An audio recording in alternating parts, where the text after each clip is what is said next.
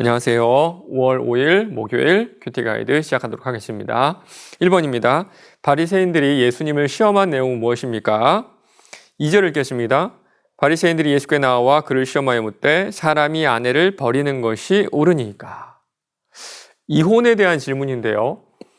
왜 이런 질문을 했을까요?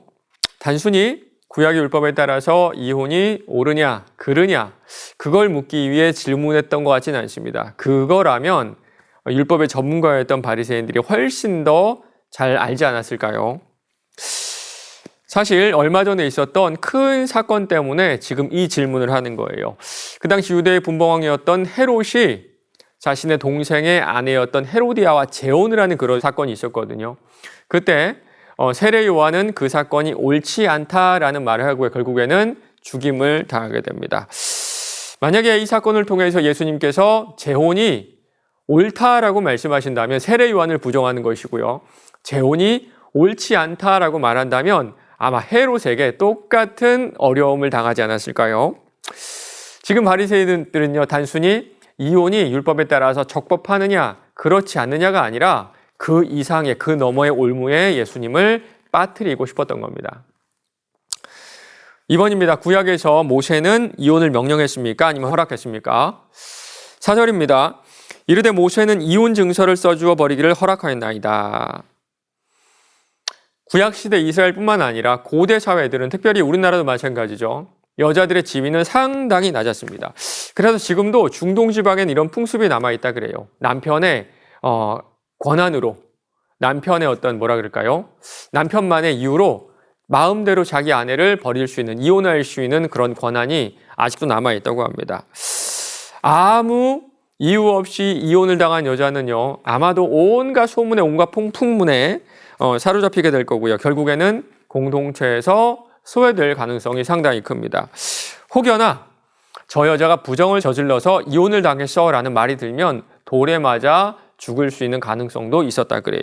그래서 모세는 이혼 증서를 써주라는 겁니다. 그런 거 아니에요. 그런 거 아니에요. 저 여자는 나에게 부정을 저지른 게 아니에요. 그저 저만의 개인적인 이유로 이혼을 했을 뿐이니 저 여자를 탓하지 마세요. 사실 현대를 사는 우리가 볼 때는 이것도 좀 문제가 있죠. 문제가 큽니다. 그러나 성경은요, 고대 근동에서 쓰여졌다는 사실을 아셔야 됩니다. 이 이혼 증서 하나는 이혼한 여자를 보호해주는 어떤 최소한의 안전장치라고 생각하시면 될 것 같아요. 이렇게 모세는 이혼을 명령하지 않습니다. 대신에 남편의 결정에, 남편의 자의적 결정에 지금 제한을 두고 있는 거예요. 이 모든 것은 아내의 잘못이 아니라 남편의 결정이다. 신중하게 결정해라. 하나님 앞에서 신중하게 결정해라. 그리고 이것이 아내를 보호해준다 그랬습니다. 이혼한 아내가 재혼했을 때 간음이라는 정죄에서 아내를 보호해주는 겁니다. 3번입니다. 부부가 간음을 저지를 때 무엇을 할 때입니까? 11절 12절입니다.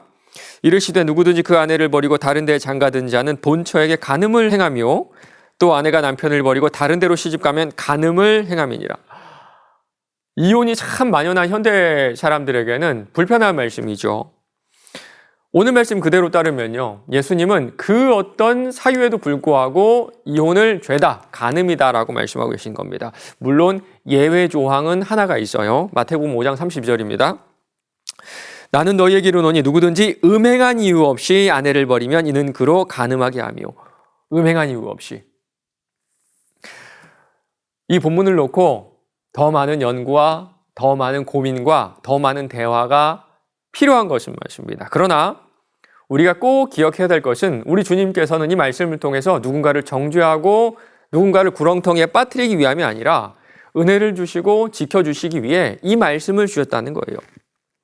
자기 마음대로, 자신의 탐욕대로 아내를 버리는 남편들을 제한하고 이유 없이 버림받는 그 아내들을 보호하기 위한 주님의 마음이 이 말씀 속에 담겨 있는 것처럼 느껴집니다. 4번입니다. 예수님을 시험하려고 했던 바리새인들에게 예수님께서 말씀하시는 부부의 모습을 묵상해 봅시다. 아마 지금 계속해서 예수님에게 말을 거는 사람들은 바리새인들은 남자였을 겁니다. 여자는 아니었을 거예요.